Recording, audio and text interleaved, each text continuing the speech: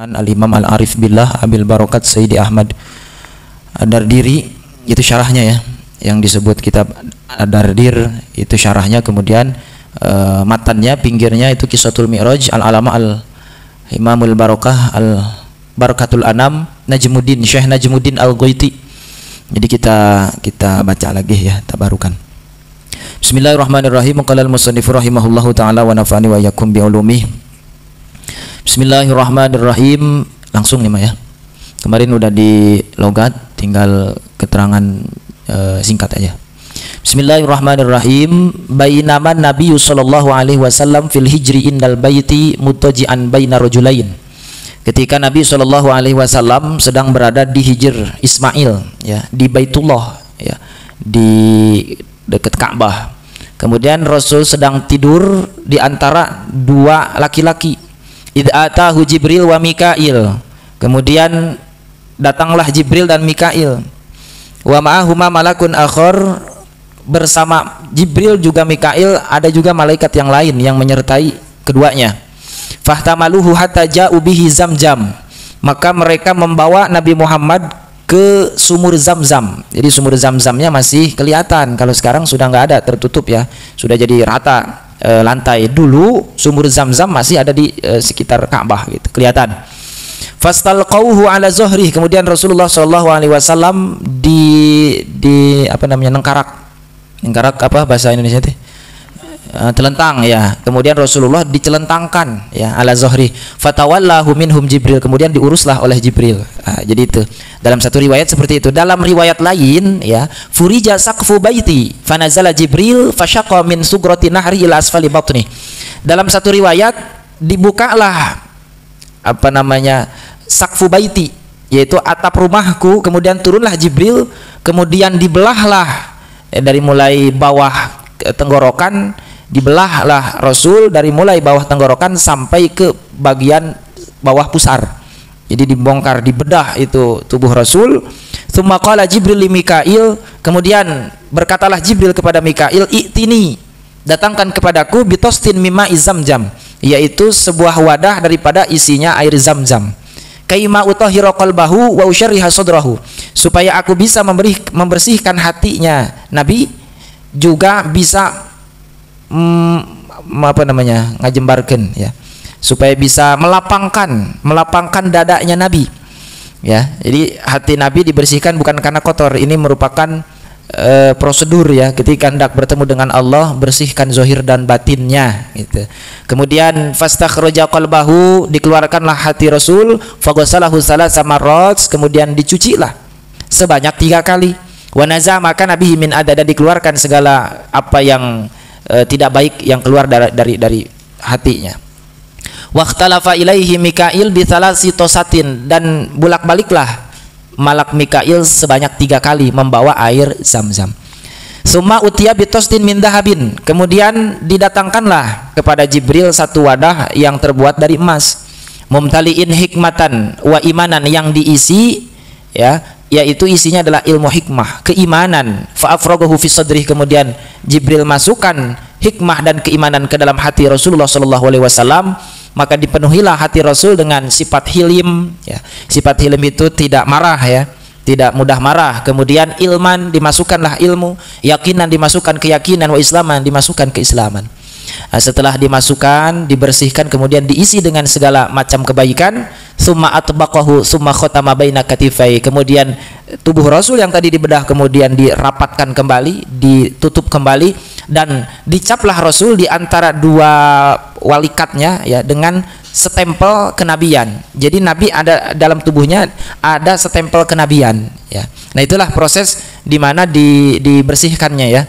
Dulu pun pernah, ketika waktu Rasul umur 7 tahun Rasul pernah dibersihkan, dan ini yang kedua kalinya sebelum berangkat Isra dan Mi'raj, Rasul itu dibersihkan.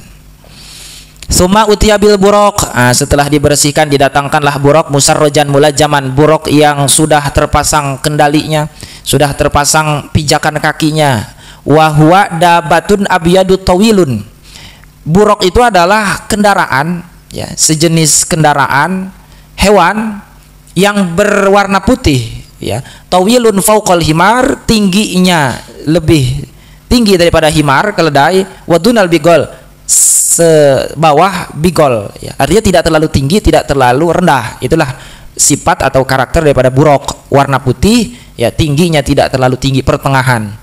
Yadau hafirahu inda muntaha tarfihi, kemudian buraq itu meletakkan pijakannya di seujung pandangan. Jadi ketika si buraq memandang ke sebuah gunung, sampailah pijakannya ke atas gunung. Ketika si buraq memandang ke satu tempat, langsung sampailah. Itulah kecepatan buraq sekejap mata, ya. Maka ada yang mengatakan buraq itu diambil dari kata al-barqu kal-barqi, ya, seperti kilat, gitu. Karena kecepatan larinya si buraq itu bagaikan kilat. Kemudian muttaribal udunain, kupingnya agak lebar. Idza ata ala jabalin irtafa'at rijlahu, ketika si buraq mendatangi atau datang kepada satu gunung, maka naiklah, ya, maka naiklah kaki yang belakang.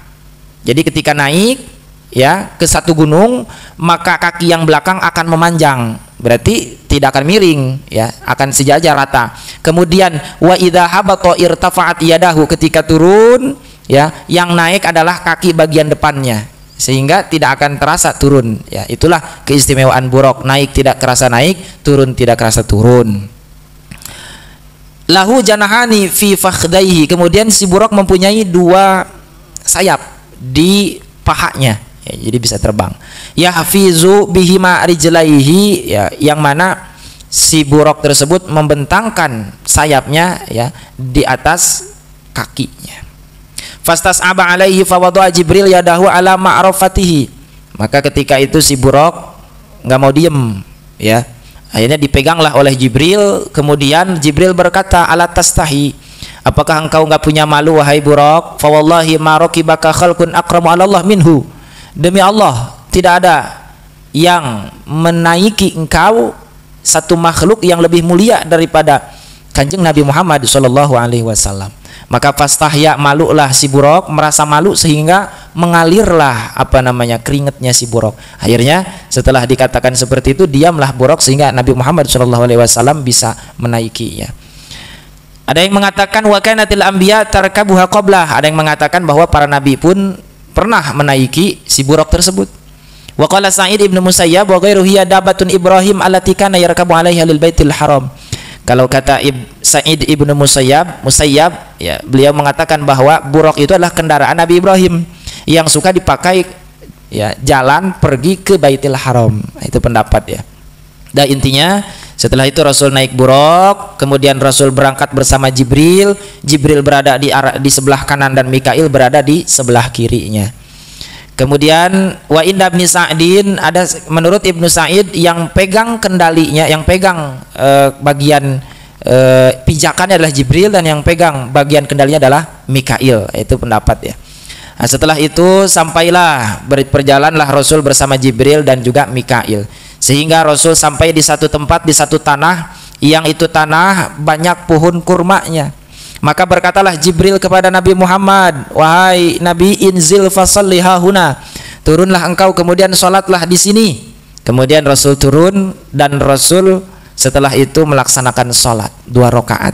Setelah itu Rasul berangkat lagi, maka berkatalah Jibril, atadri aina shallaita, wahai Nabi, tahukah engkau tadi engkau sholat di mana? Maka dikatakan, Rasul menjawab, la, Rasul tidak tahu tadi sholat di mana.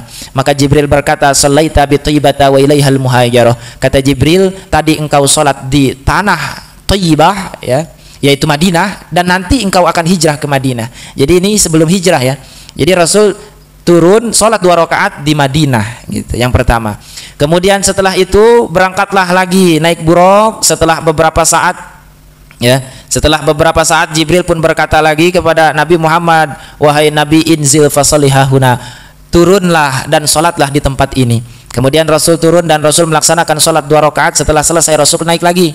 Maka berkatalah Jibril, atadri aina shallaita, di mana engkau sholat wahai Nabi? Maka dijawab oleh Rasul, la, aku tidak tahu di mana tadi aku sholat. Maka berkatalah Jibril, shallaita bi Madyan inda syajarati Musa, tadi engkau sholat di Madyan. Madyan itu di Syam, ya, di daerah Palestina, dekat pohon Nabi Musa, ya, dekat pohon Nabi Musa. Jadi ini sejarah ya, dulu Nabi Musa di pohon itulah Nabi Musa istirahat ya, sambil melihat orang-orang memberi minum ternaknya gitu. Jadi ngantri, lihat orang mengantri mengambil air minum untuk ternaknya. Nabi Musa beristirahat di pohon tersebut. Nah, setelah Rasul melaksanakan sholat, kemudian Rasul naik lagi dan berkatalah Jibril, inzil fasalli fafa'ala thumma raqiba. Setelah berjalan, Jibril berkata, wahai Rasul, turun dan sholatlah di sini. Maka Rasul pun turun kemudian melaksanakan sholat. Setelah sholat, Rasul naik buruk lagi. Maka berkatalah Jibril kepada Rasulullah, atadri aina sholaita, wahai Rasul, tahukah engkau di mana engkau tadi sholat? Maka Rasul menjawab, tidak, la, aku tidak tahu, la adri. Kalau panjangannya itu ya, di sini nggak ditulis la adri, la aja. Maka berkatalah Jibril, sholaita bituri sinina, ya, haitsu kallamallahu Musa, engkau tadi sholat di bukit Tursina, di mana Allah pernah berbincang-bincang bersama Nabi Musa alaihi salam. Jadi yang ketiga, sholat di bukit Tursina. Kemudian setelah itu ya, sampailah Rasul di satu tempat yang sudah mulai terlihat gedung-gedung negeri Syam. Ya, setelah itu maka Jibril berkata, inzil fasalli, wahai Rasul, turunlah kemudian sholat. Kemudian Rasul turun dan melaksanakan sholat. Kemudian Rasul naik lagi, fantolaqal buraq yahwi bihi. Kemudian Jibril bertanya, atadri aina sholaita, wahai Rasul, tahukah engkau tadi sholat di mana? Maka dijawab oleh Rasul, tidak, aku tidak tahu. Maka Jibril berkata, sholaita bi baitil lahmin haitsu wulida Isa bin Maryam, engkau tadi sholat di Baitul Lahmin, di mana disitulah tempat dilahirkannya Nabi Isa ibnu Maryam alaihi salam. Ya, jadi di 4 tempat Rasul turun untuk melaksanakan sholat. Satu di Madinah, yang kedua di pohon Nabi Musa, yang ketiga di Bukit Tursina, yang keempat adalah di Baitul Lahmin, tempat dilahirkannya Nabi Isa ibnu Maryam.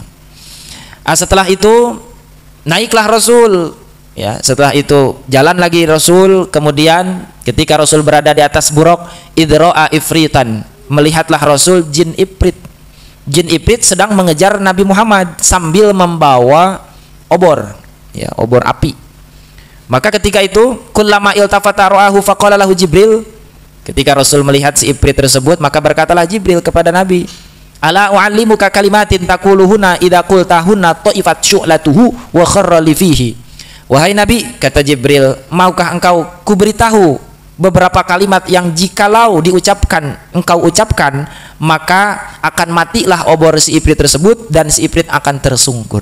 Maka Rasul menjawab, bala, mangga wahai Jibril, silahkan ajarkan kepadaku. Maka Jibril berkata, kul, maka katakanlah wahai Nabi, a'udzu biwajhillahil karim wa bikalimatillahi tammatil lati la yujawizuhunna barrun wala fajirun min syarri ma yanzilu minas sama wa min syarri ma ya'ruju fiha wa min syarri ma dar'a fil ardi wa min syarri ma yakhruju minha wa min fitanil laili wan nahar wa min tariqil laili wan nahar illa tariqa yatruku bi khairi ya rahman. Nah itu jadi doa Jibril ya, yang Jibril bacakan kepada Nabi Muhammad untuk mengusir jin ifrit.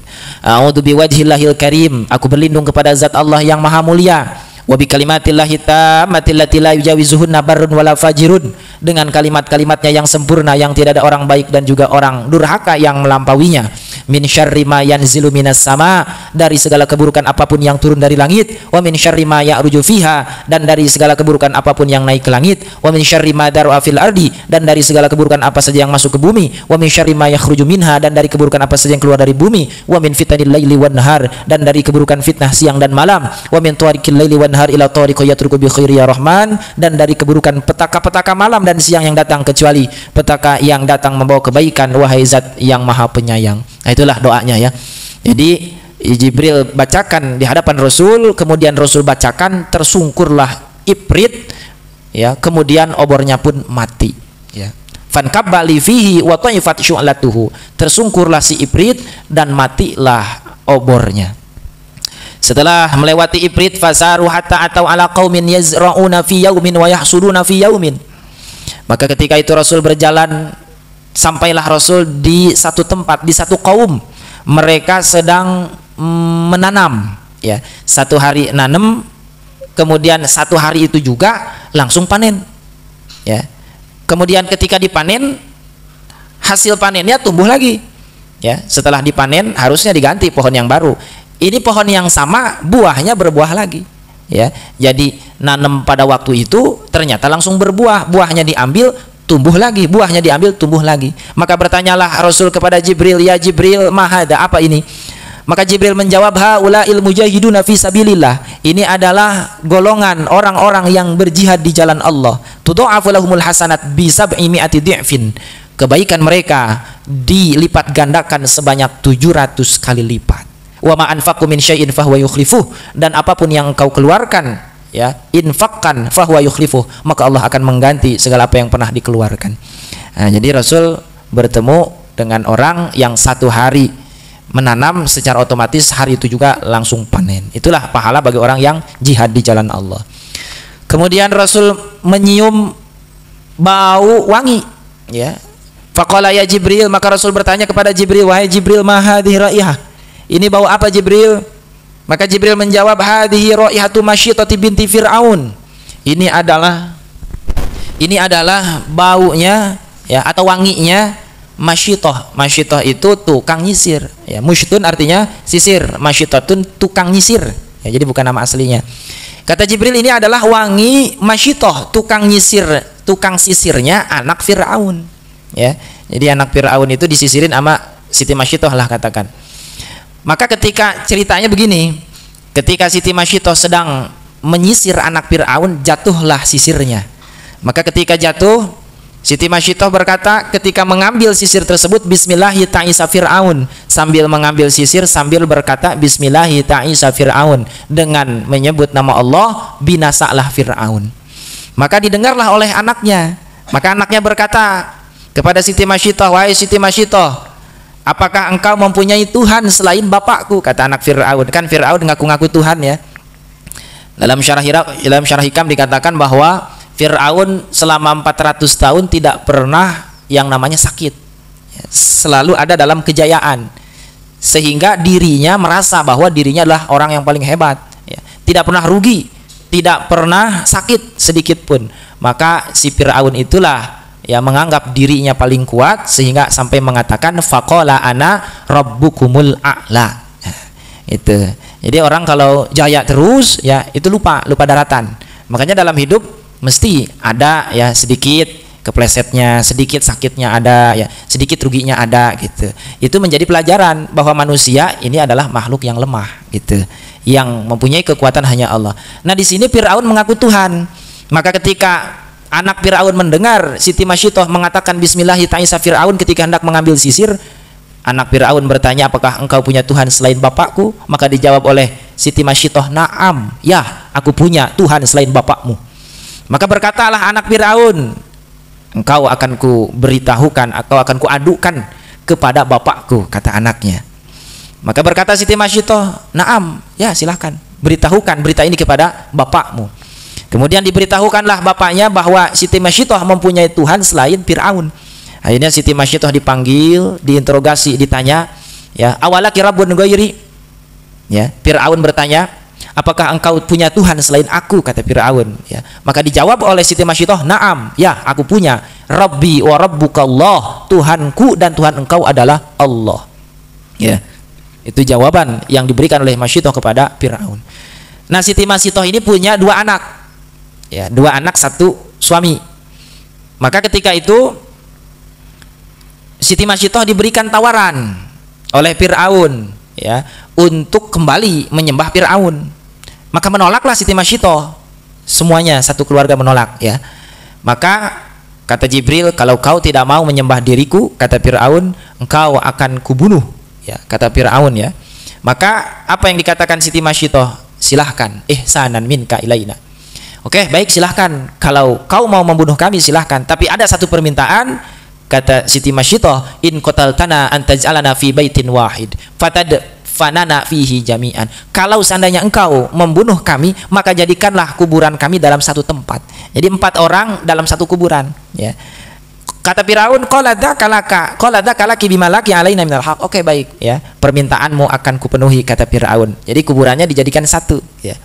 Maka ketika itu disiapkanlah, ya, kenceng besar untuk memasak, untuk direbusnya itu Siti Masyitah bersama 2 anak dan suaminya. Satu persatu lah dimasukkan ke dalam kenceng yang besar, ya. Kemudian ketika sampailah akan dimasukkan anak yang masih ada dalam gendongan, masih menyusu, ya. Jadi anak yang masih menyusu ini mau dimasukkan ke dalam kenceng yang besar tersebut, ya. Maka berkatalah si anak yang masih ada dalam susuan tersebut, ya, barangkali anak masih ada dalam gendongan antara umur 7 bulan atau 9 bulan, tapi bisa ngomong. Apa yang dikatakan anak Siti Masyidah? Ya ummah ki'i wala tataqa'asi fa innaki 'alal haqq. Kata si anak yang baru masih dalam gendongan, ya, ia mengatakan, wahai ibu, silahkan masukkan dirimu ke dalam wajan tersebut, ya, jangan ragu-ragu karena engkau berada dalam perkara yang hak, yang benar.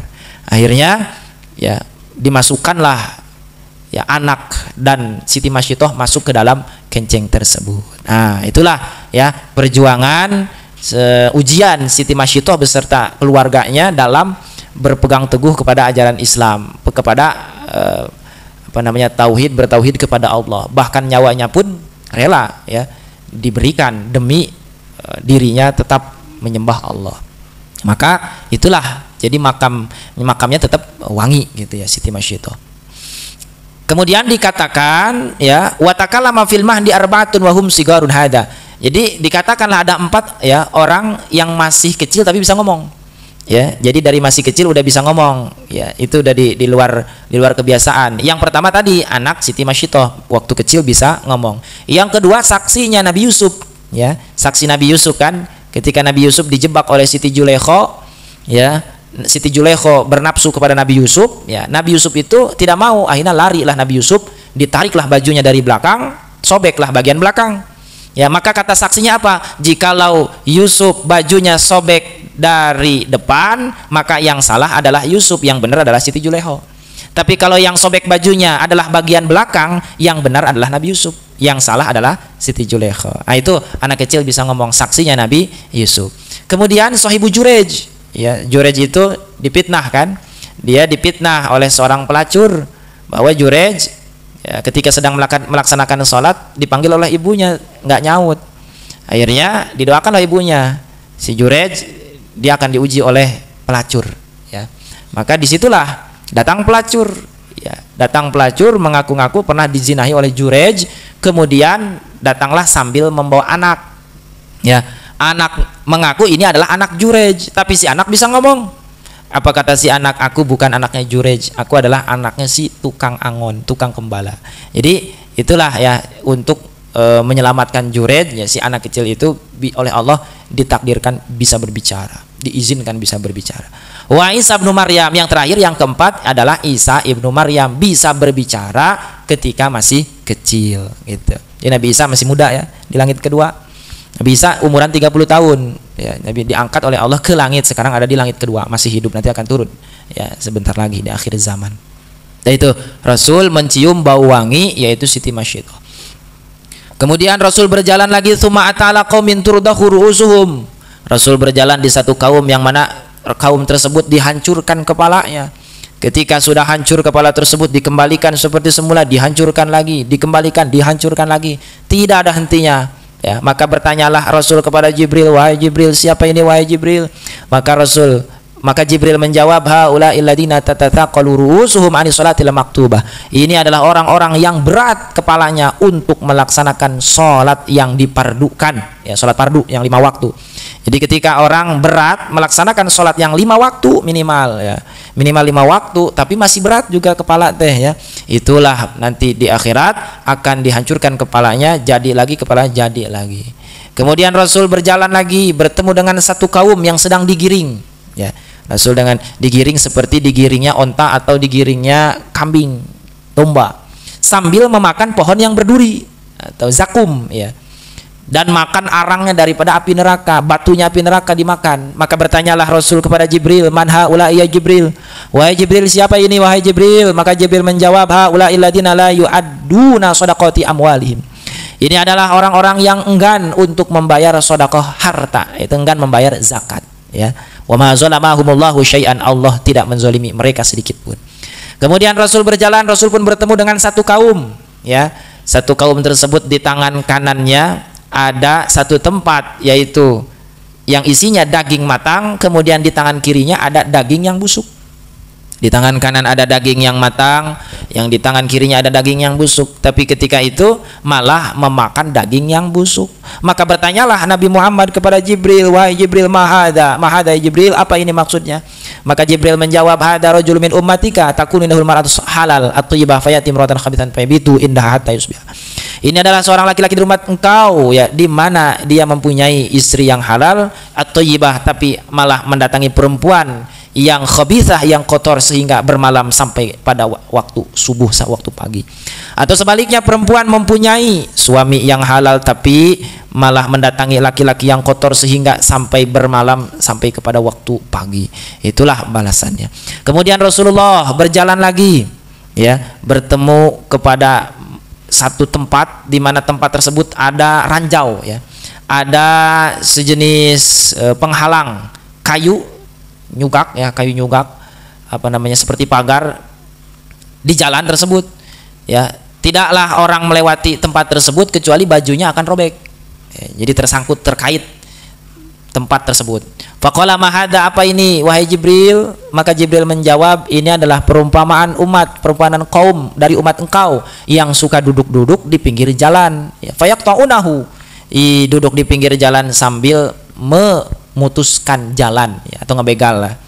Wa ta'ala wala taqudu bi kulli siratin tu'iduna wa tasudduna an sabilillah. Maka Rasul membacakan satu ayat, wala taqudu bi kulli siratin tu'iduna wa tasudduna an sabilillah. Surah Al-Ahzab ayat ke-56. Janganlah engkau duduk-duduk di setiap jalan, ya, untuk menakut-nakuti orang, ya, dan juga berpalinglah, dan engkau berpaling daripada jalan Allah. Jadi nggak boleh duduk-duduk di pinggir jalan, gitu, karena bisa nakut-nakutin orang atau bikin orang malu kalau duduk-duduk di pinggir jalan. Kemudian Rasulullah berangkat lagi melihat satu laki-laki yang sedang berenang di sungai darah sambil dilempari oleh batu. Maka bertanya Rasul kepada Jibril, mahada ya Jibril, apa ini? Maka Jibril menjawab, hada matalu akilir riba, inilah perumpamaan orang yang memakan harta riba. Kemudian Rasul mendatangi satu laki-laki yang sedang mengumpulkan kayu bakar, ya. Kayu bakar ditumpuk, ya. Kayu bakar tersebut diangkat, udah nggak mampu diangkat karena saking banyaknya. Tapi ketika sudah tidak mampu, tapi malah ditambah lagi, ya. Sudah tahu tidak mampu untuk mengangkat kayu bakar tersebut, malah ditambah lagi. Maka bertanyalah Rasul kepada Jibril, mahada ya Jibril? Qala hadza rajul min ummatika takunu indahu amanatun nas la yaqdiru ala adaiha wa yuridu aytahamal 'alaiha. Ini adalah gambaran lelaki dari umat engkau yang mana ia mempunyai amanat manusia. Satu amanat saja belum mampu untuk menyelesaikan amanat tersebut, tapi malah ingin menambah amanat yang lain. Itulah gambarannya orang yang satu ikat kayu bakar saja belum mampu untuk membawanya, tapi ingin ditambah lagi. Jadi amanah, ya. Kemudian Rasul mendatangi satu kaum, tuqradu alsinatuhum wa shifahum bimaqarid min hadidin. Rasul mendatangi satu kaum yang sedang digunting lisan dan bibirnya dengan gunting yang terbuat dari besi.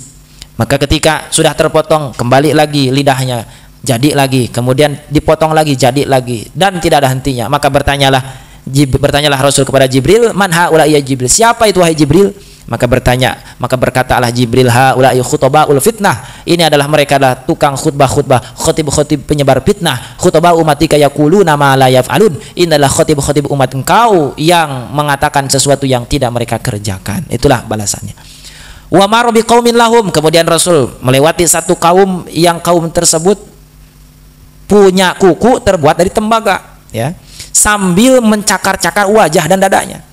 Maka bertanyalah Rasul kepada Jibril, man haula ya Jibril? Bertanya Rasul kepada Jibril, maka dijawab oleh Jibril, haula illadina yaquluna luhuman nas, itu adalah golongan manusia yang suka memakan daging manusia. Wa yaqauna fi aradihim, dan suka bikin malu, ya, bikin malu orang lain, gitu. Jadi suka jelek-jelekin orang lain, bikin malu orang lain, itulah gambarannya.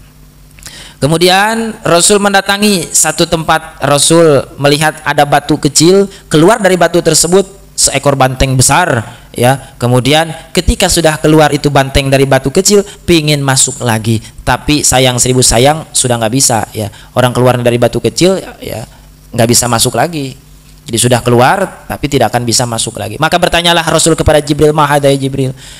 Qala, maka berkata Jibril, hadzal rajulu min ummatika yatakallamu bil kalimatil azimah tsumma yandamu 'alaiha falastati'u ayyaruduha wa bainahuma. Nah, maka Jibril mengatakan bahwa ini adalah laki-laki dari umat engkau yang berbicara dengan kalimat, dengan ucapan yang sangat besar, kemudian menyesali ucapannya, sehingga ketika sudah menyesali ucapannya tidak mampu lagi untuk mengembalikan, ya. Jadi tidak bisa dicabut lagi, ucapan yang sudah keluar tidak akan bisa dicabut lagi. Itu gambarannya.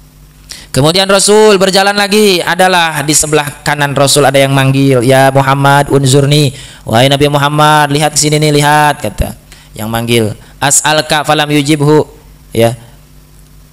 Ini orang manggil-manggil dari sebelah kanan, ya, tapi tidak dijawab oleh Rasul. Faqala, maka bertanyalah Rasul, mahadai Jibril, Jibril ini apa? Maka Jibril menjawab, ada da'il Yahudi, ini adalah orang yang ngajak-ngajak kepada Yahudi.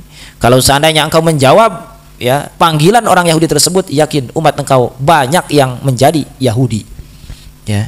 Kemudian ketika Rasul berjalan, ada juga yang manggil dari kiri, ya, dari kiri, ya Muhammad unzurni, wahai Muhammad nih, lihat ke sini nih, mau nanya nih, mau minta nih. Tapi nggak dijawab sama Rasul. Falam yujibhu, faqala, Rasul tanya Jibril, apa ini maksudnya? Maka dijawab oleh Jibril, ini adalah orang yang ngajak-ngajak masuk Nasrani. Kalau seandainya engkau tadi menjawab, ya, panggilan orang tersebut, yakin umat engkau banyak yang masuk ke dalam agama Nasrani.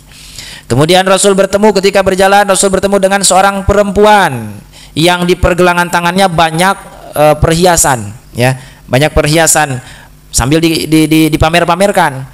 Maka bertanyalah, ya, sambil memanggil-manggil itu perempuan, ya Muhammad unzurni as'alka falam yaltafit ilayya, wahai Muhammad lihat sini nih, kata si perempuan itu. Tapi Rasul tidak menoleh sedikit pun. Rasul bertanya kepada Jibril, siapa wahai Jibril?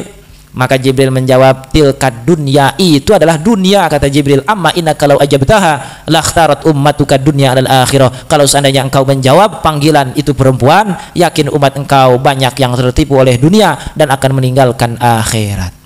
Kemudian Rasul berjalan lagi, bertemulah Rasul ketemu sama aki-aki, ya, laki-laki tua, memanggil-manggil, ya, di pinggir jalan.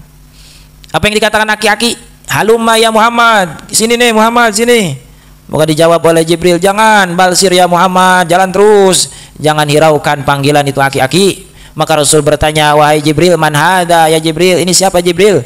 Qala, maka Jibril menjawab, hada aduullah, ini adalah musuhnya Allah, iblis laknatullah, aroda antamila ilaih, dia pengen engkau ikut terjerumus condong kepada iblis. Kemudian Rasul berjalan lagi, Rasul bertemu dengan nini-nini, terima aki-aki. Rasul ketemu sama nini-nini di pinggir jalan, sambil nanya, sambil manggil-manggil itu nini-nini, ya Muhammad, Muhammad unzurni, ini lihat sini nih, ini mau nanya nih. Tapi Rasul tidak noleh sedikit pun. Apa? Rasul tanya kepada Jibril, man hadi ya Jibril, ini siapa nih Jibril? Jibril menjawab, innahu lam yabqa min umri dunya illa ma baqiya min umri hadil ajuz.